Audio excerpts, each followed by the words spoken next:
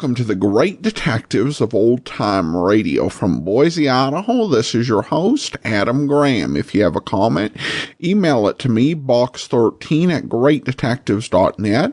Follow us on Twitter at Radio Detectives and become one of our friends on Facebook, facebook.com/Radio Detectives. Today's program is brought to you in part by the financial support of our listeners, and I want to thank Kevin so much for sending along a one-time donation at support.greatdetectives.net. You can also send a donation using the Zelle service to box13@greatdetectives.net. And you can mail in your donations to P.O. Box 15913, Boise, Idaho 83715. And you can also become one of our recurring Patreon supporters at patreon.greatdetectives.net. Now it's time for today's episode of Night Beat. The original air date, August the 14th, 1952. And this one is His Name Was Luke. And now, Pabst Blue Ribbon presents transcribed Frank Lovejoy in Night Beat.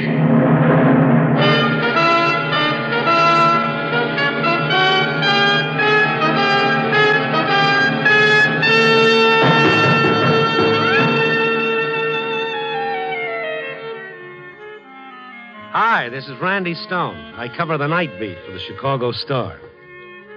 The night is like a woman, I always say, revealing only what she thinks advisable and keeping the rest to herself.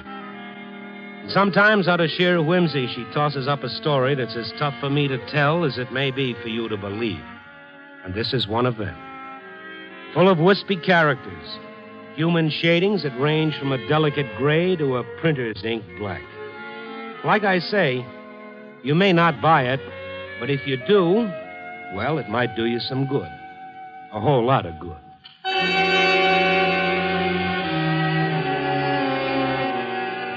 It was late afternoon. It was 5:30, to be exact. The pavement was crowded with weary wage earners jockeying for that quick ride home. A traffic light turned red, and along with 15 other pedestrians, I stopped and glared back at it. Another batch came up from behind and started shoving. You know the way they do. The light blinked, and I started to move. That's how it was that I became aware of the hand in my back pocket. I grabbed for it and whipped around. Oh, Julie Bronson. Randy, I didn't know it was you. So you didn't know it was me, Julie? I mean, otherwise it's okay? Look, Randy, Yeah, I know. You can explain everything. You felt yourself slipping on a convenient banana peel, so you grabbed for a pocket with a wallet in it. If you'll listen to me. My first and strongest impulse is to let the law listen to it. It's not for myself I'm asking, Randy. Don't turn me in. Julie Bronson picking pockets. Or has this been a sideline with you all along? I promised I'd have it for him by tonight. For him? Oh, you wouldn't understand. Now, let me go, Randy. I'm in a hurry. No. You started telling me about why you need money badly enough to do this. I haven't been working, and I'm hungry. Plain hungry. You said you promised somebody you'd have it for him tonight. I was lying. I'm hungry, that's all. Let me go, please. Oh, you're coming with me. Are you turning me in? We'll talk about it after you've had something to eat.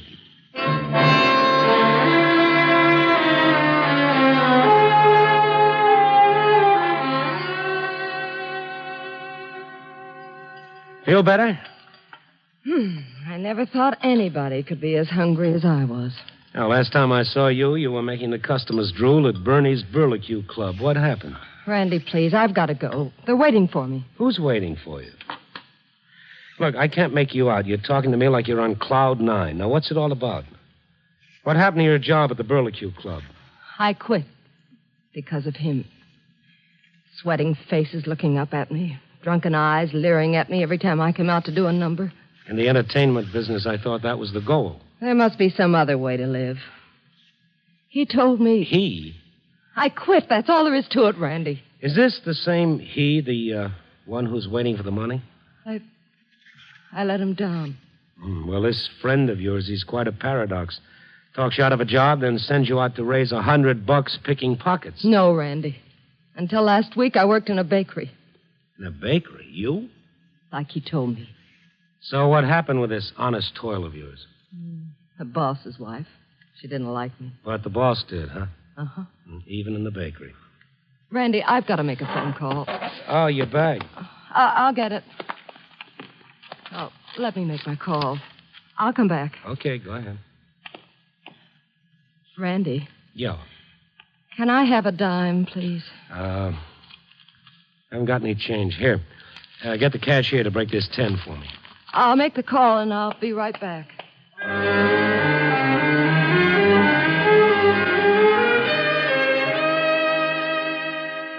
I watched her move toward the cashier's counter, and I wondered what had happened to the hip-swinging, hep little showgirl that I'd known.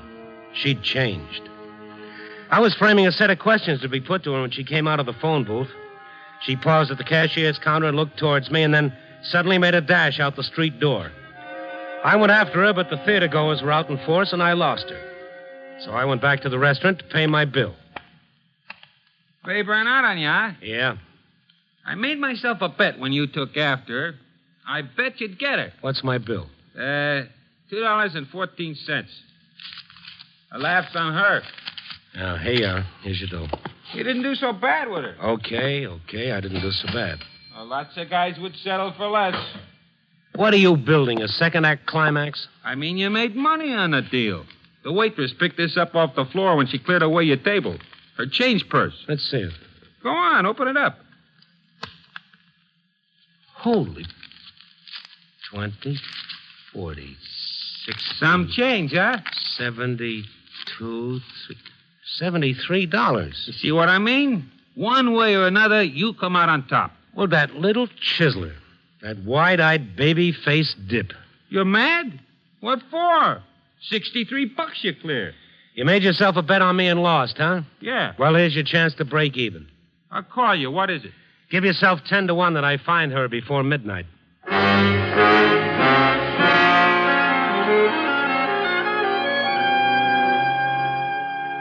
I was sore. A guy doesn't mind being a sucker once in a foolish moment, but it's got to be his own idea. I went campaigning for her. I tried the usual methods first. City directory, telephone books. I even buzzed the police to see if they had anything on her, but there was nothing doing. I went down to Bernie's Burlesque Club, one of those night spots where the words no cover refers strictly to the girls in the chorus. The audience was getting its usual kicks. I swam through the smoke-filled room till I got to the door that took me backstage. The girls were preening for the first show, and I asked for Birdie Blair, one of the club's stellar attractions. The girls pointed to the door that said, "Private, keep out." But knowing Birdie, I knew that sign meant nothing. Down. You're a stranger. Sit down. Well, I was beginning to care too much, Birdie. That's why I stayed away. Yeah, sure. Oh, yeah. Now, don't go coining phrases on me, Birdie. I loved you the way you were. You're in good shape tonight. There's sweet talk on your lips and a fire in your eyes. Well, it's a different kind of fire, Birdie. I'm trying to locate Julie Bronson. Oh, that screwball. What do you want her for? Anybody here got her address? What do you want her for, Randy? Well, it isn't social, believe me. Well, did you try Hoffman's delicatessen? Most of the girls use Olmax as kind of a forwarding agent when they leave town. Well, I happen to know that she didn't leave town. Hey, wait a minute. Have you, tried her boyfriend? No. Who's he? Oh, she was seeing a lot of him before she left here. The girls were giving her the big rib. Who is he? That fellow on the corner, you know. Nature Boy. Oh, what's his name? What, Haddad? That's the one. Runs the shoeshine stand. They sure were pally. Oh, you're kidding. Julie and Haddad? Honest, Randy, it's almost like he hypnotized her. The next thing you know, she quits her job. Well, perhaps I better go see Svengali. Well, if you don't find her, I know of a cute little dish who'll be glad to substitute. First name, Birdie. I'll keep it in mind, Birdie. Thanks.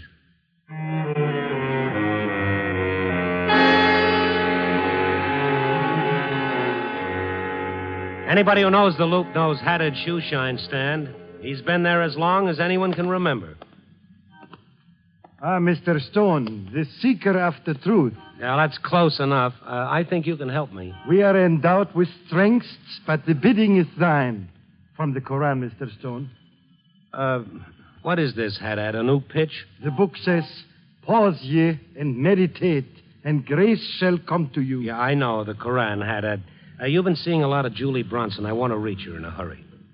This is a day when they may not speak. Look, Haddad the scholar and Haddad the reformed. I want Julie's address. Julie, I cannot help you. Well, I'm glad you finally came out from behind that cloud of quotations, Haddad. You know where Julie lives? You seek in vain. What do you want her for? The police want her, and with or without you, they'll find her. The police? They might want to know if you're the guy who sent her out to pick a few pockets. Julie, poor child. She was desperate. We all are. Now, do you help me, or do I call the police? Wait. It is said, for him who gives alms, we will send him easily to ease. Oh, so that's it. Well, you were a long time getting it. Here's a buck. But as for him who is niggardly, we will lead him easily to difficulty. $10, Mr. Stone. All right. But it's coming out of Julie's bankroll. The money Here. is not for me, Mr. Stone. It is for another. I accept his money. Yes, I'm sure. Her address. 1726 East Waterloo. You're taking the police there? I don't know yet. Perhaps if you knew the full circumstances, if you knew the reason behind her act, perhaps if I told you about it. Now, some other time, Haddad. It's Julie I want right now.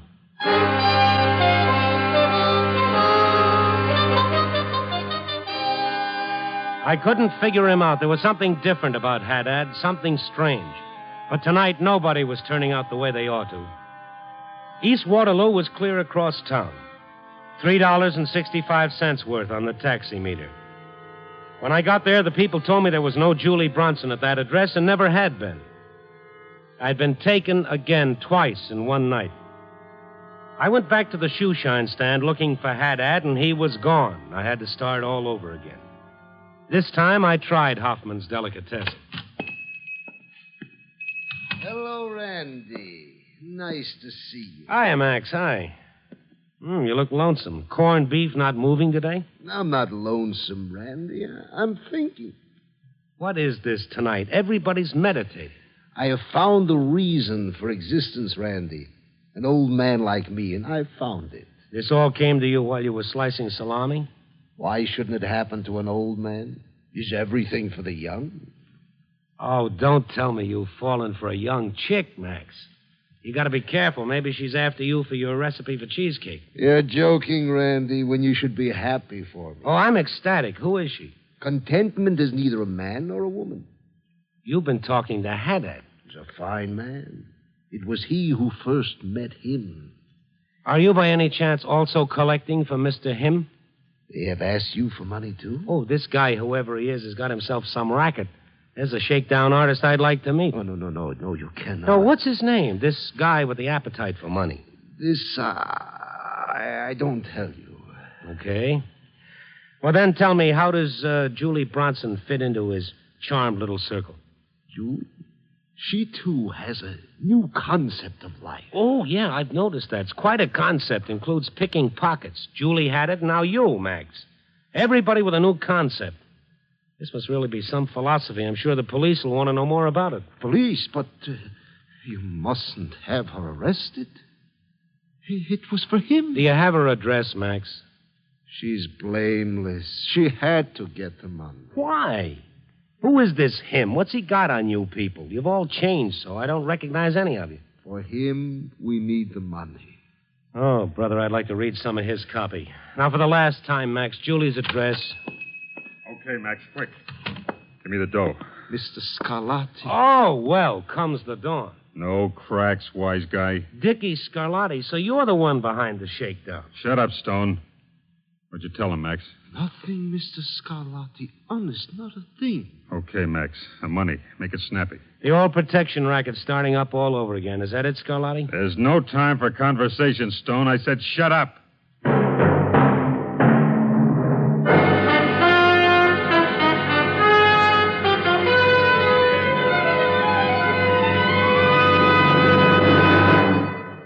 We return in just a moment to Night Beat, starring Frank Lovejoy as Randy Stone. Breezy, easygoing summer days. Oh, they're wonderful. You and your friends barbecuing in a backyard, picnicking at the park, enjoying small, homey gatherings. And always close at hand, you'll want smooth, sociable, satisfying Pabst Blue Ribbon beer. A tall, cool, foaming glass to refresh your moments of relaxation, to quench your warm weather thirst. Pabst Blue Ribbon to make good foods like these taste better. Listen. Here's a list of foods to choose for picnics, parties, barbecues. Campbell's Pork and Beans. Armour's Treat. Borden's Cheese. Ritz Crackers. Swift's Frankfurters. And, of course, Pabst Blue Ribbon. You'll find that foods taste better by far if you serve them with foaming PBR. What'll you have? Pabst Blue Ribbon. What'll you have? Pabst Blue Ribbon. What'll you have? Pabst Blue Ribbon. Pabst Blue Ribbon beer. Smoother, smoother, smoother flavor. Finer beer that millions favor. Taste that smoother, smoother flavor. Pabst Blue Ribbon beer. Tomorrow, be sure to pick up several convenient Pabst Blue Ribbon Handy 6 cartons, packed with 6 space-saving cans. Or get the money-saving case of 24. Any way you buy it, it's always the same smooth, delicious Pabst Blue Ribbon beer.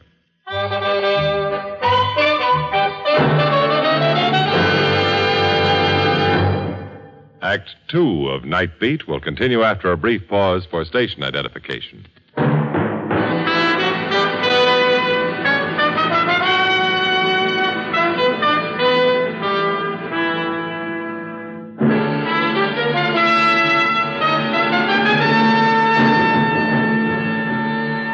And now back to Night Beat and Randy Stone. Julie Bronson had gone out to raise some money in a hurry, even if it meant picking pockets. No matter how, she had to have the dough. And now I thought I knew why. Dick Scarlatti, gunman, junior grade, mobster, heister, codman, and past master of the old protection shakedown racket. The payoff. This one, though, this was something original. You know, this is really imaginative, Scarlatti. You seem to have added a touch of poetry to the racket. What do you want, Max? He's looking for Julie Bronson. Well, let him go find her someplace else. Go on, take a walk. He's Randy Stone of the newspaper. I know who he is. Take the air. Max, are you shelling out money to this cheap crook? Please, Randy, no trouble. Here's Julie now. Well, the elusive Miss Bronson. Randy, I'm so glad I found you. The man at the restaurant told me you have my money. Yeah, that's right. $73. Give it to me quickly. Well, there's a little account to settle first. Give it to her, Randy. No, a few words first. An extemporaneous statement for the press. $73. That's all you got, Julie? No, 83, Scarlatti. She took me for 10. Hand it over, Julie. Got no time. You saw him, Dick? Yeah, I left him with the doc. Doctor, he said there was a chance. There's a chance. He'll live, Max. I just know it. If I could get a word in here, I'd be extremely grateful. Now, what's the idea of going for my wallet when you had more than $70 of your own, Julie? The money, Julie. Randy, please, give me the money. I need it now. Now, you hard of hearing? I asked a question. There's no time for questions, Stone. How much you got, Max? $105. Had only dug up 65. Hand yours over, Julie. Randy has it. Okay. Give it to me. Hello. Come on, Stone. I want Julie's money. I don't believe it is her money. Yes, Doctor. Yes? Do you think something's happened? I don't know. Yes, Doctor. Yes. What kind of a bill of goods you sell these people, Scarlatti? Right away, Doctor. You going to hand it over, Stone, or do I have to take it? Something's wrong, Max. We should go to the hospital right away. What's the matter? He asked for us. The dough, Stone? Not until I know what this is all about. I'll close the store, Julie. We'll go. Take Julie outside, Max. I want to persuade Mr. Stone to give me the money. Come, Julie. Believe me, I don't want to have to argue with you, Stone. The police get this coin purse, Scarlatti. I didn't mean it to be this way, Stone. This is one time I really didn't want it to be like this. Like what? This.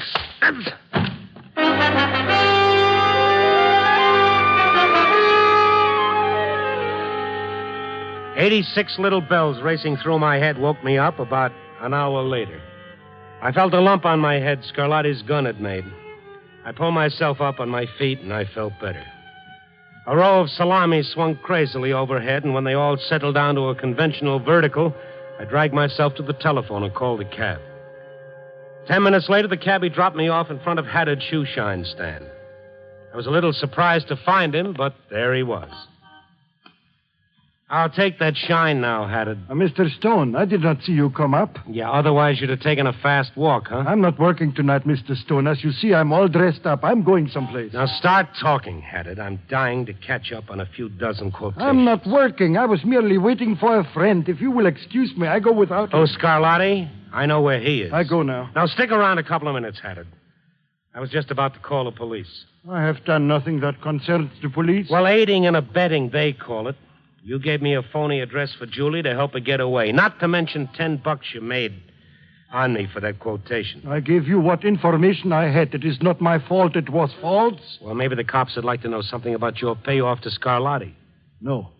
That is a private matter. I'll give you a chance to beat the rap.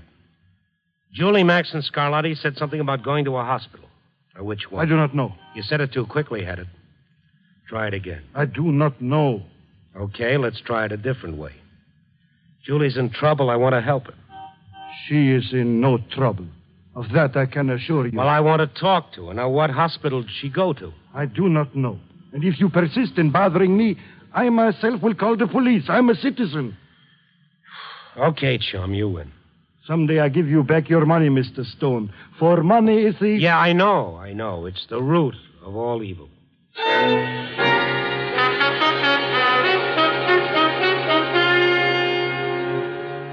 I left him standing there and took a quick walk around the corner, and then I crossed the street and did a stakeout in the doorway of a clothing store. Haddad waited for a few minutes and then hailed a cab. I got out into the street and flagged one for myself. We followed Haddad's cab until it stopped at the Baker Street Hospital. Haddad got out and he went inside.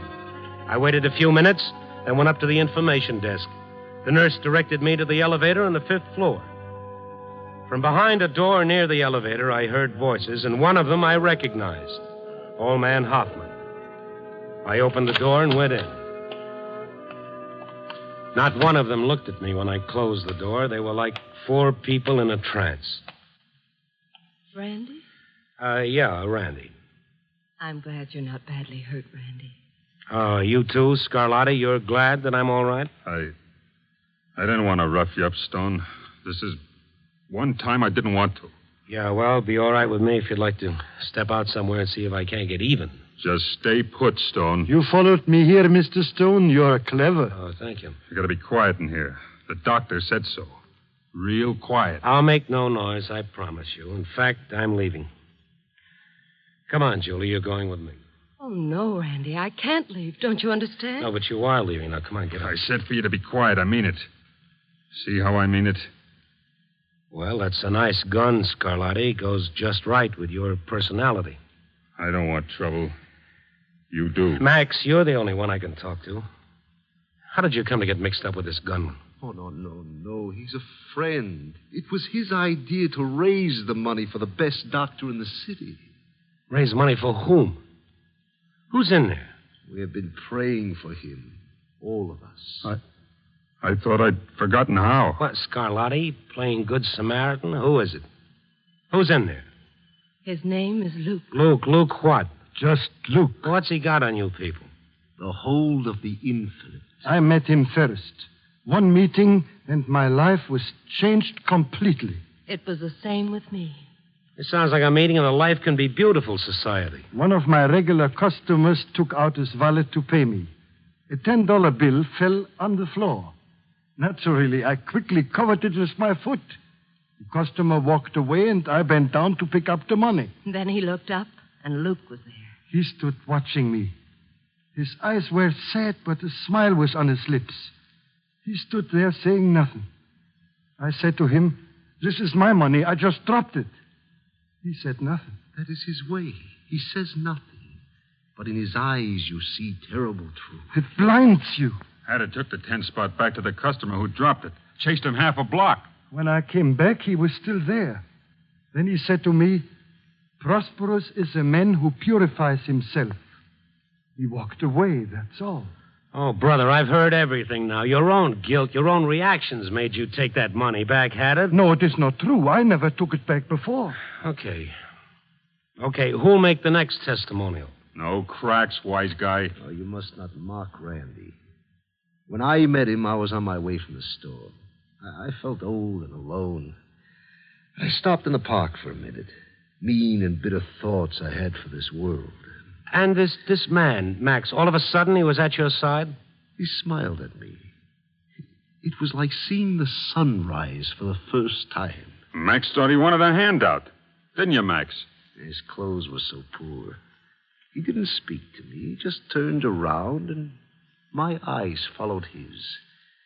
They rested on two children playing in the grass. They were squealing with delight. Then his eyes led mine to the flight of a bird across the trees. Then what? Nothing. He just said, "You're not alone, Max. All this is yours." He called you by name, and yet you'd never seen him before? I swear it, Randy. I speak the truth. Mr. Scarlotti was the one who found about his illness. No cracks, Stone, and I'll tell you how it was. No cracks. It's 4 a.m., see? I'm coming home. I hear steps behind me. I think, this is it. I whip around quick. He's there. I ask him, what does he want? He shakes his head. I ask him, you hungry? He don't answer. All right, I say, here's a couple of bucks anyway. Give it to somebody. He won't take it. He didn't say anything? Not a word. Just walks away. I'm sweating. I couldn't sleep that night for thinking. I've been thinking ever since. When they brought him here, he asked the hospital to notify Mr. Scarlotti. We had to have dough. Lots of it. The money you saw in my purse. It was for him. You should have told me, Julie. You wouldn't have believed. You don't now. How about you, Julie? How did you meet him? A party, Randy. I was going on a party. Sitting in a cab waiting for a friend. He walked up and looked at me. I got scared and wanted to scream, but nothing would come out of my throat. And all he said to her was, "Go home, young lady." And I did. I went home, Randy. See why I thought you wouldn't believe? Well, it's crazy and it's fantastic, but I'd like to meet him. He is like a church. A church? Well, what faith is he? Faith? Mohammedan, of course. Oh, he's Catholic. I know he is. Well, did he say so? We didn't have to. I could tell. Oh, no, he's Protestant, just like my folks were. There was no question in my mind, but he was Jewish. None of you knows for sure? I guess not. Funny thing, but we don't know. And, none of you had ever seen him before or heard of him? He came to us out of nowhere. Why are you crying, Julie? I don't know. I don't know why. Nurse, he's all right now, nurse. Is he pulling around? He's all right now. I can tell by the nurse's Now, give her a face. chance to speak. Give her a chance. The worst over, nurse? He's dead.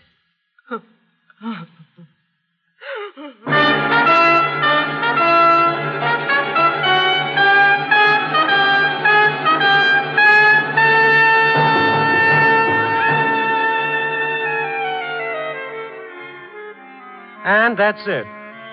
Now, go ahead, lift your eyebrows and smirk. Some of you may even get a belly laugh out of it, but that's the way it was. His name was Luke, and he lived and died right here in Chicago. 4 people can testify to that. He brushed by them in the crowded city and left them all a little richer for it. I could have used some of it myself, but as is usually the case, I happened on the story a little late and just missed out. Who he really was and where he came from, nobody knows. Well, I don't know what it means to you, but as for me, I'm going to church this Sunday. Copy, boy.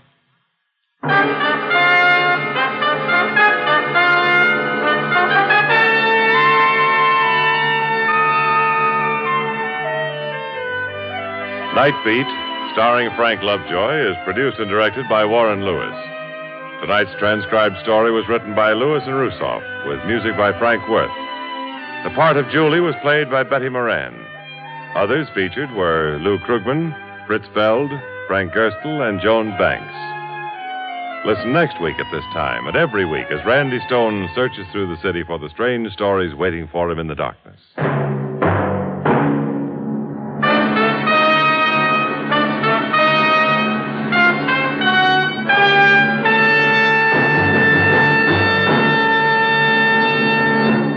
Night Beat came to you from Hollywood. 9 out of 10 forest fires are caused by carelessness. Hundreds of thousands of acres of woodland are damaged or destroyed by fire every year. So be careful with cigarettes and make sure your campfire is out before you leave it. If you want to use your favorite campsite again, be careful with fire. Let's not set fire to America. This Friday, enjoy music by Montevani on NBC.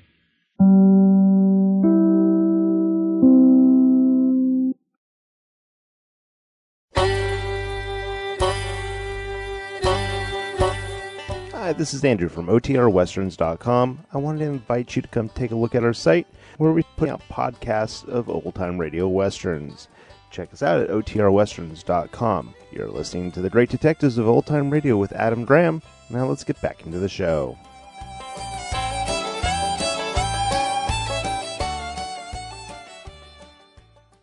Welcome back. Well, another Night Beat story, and a good one, though it's a bit odd. Obviously, there's one big mystery that's obvious. Who is this him that everybody's getting the money together for? Why are they doing it this way? And we get an answer to that, but there's the deeper mystery of who Luke was, what he was about. And they leave that mystery for the audience to figure out. Most of the time, I think that would be probably a little bit too cute by half, but I think this script definitely gets away with it. As it does succeed in being thought-provoking and interesting the way that it sets this up. Now, there are some moments that were kind of odd. The biggest one is when the guy who was the bootleg offered to explain to Randy why she was desperate to get the money. And that would have solved things pretty quickly. But Randy acted out of character. Still, I think it was a very successful bit of drama, and I hope you enjoyed it. All right, listener comments and feedback now, and we have a couple of iTunes reviews. Also note we have a lot more iTunes ratings. It seems like there may have been a backlog and Apple caught them, but thanks so much to all those who've rated us on iTunes. I really appreciate it. Danny writes, I've been listening for so long, and Adam is the best host we could possibly hope for. Thanks, Adam. And Betsy says, I spend quite a bit of time in my car for work, and the combination of the original show and the brief modern commentary in each episode makes it fun to drive to each location. Well, thanks so much. I appreciate your kind comments, and that will actually be all for now. Join us back here tomorrow for Rocky Fortune, and then next Monday it's another episode of Night Beat. In the meantime, send your comments to box13@greatdetectives.net. Follow us on Twitter at Radio Detectives and become one of our friends on Facebook. Facebook.com/Radio Detectives. From Boise, Idaho, this is your host, Adam Graham, signing off.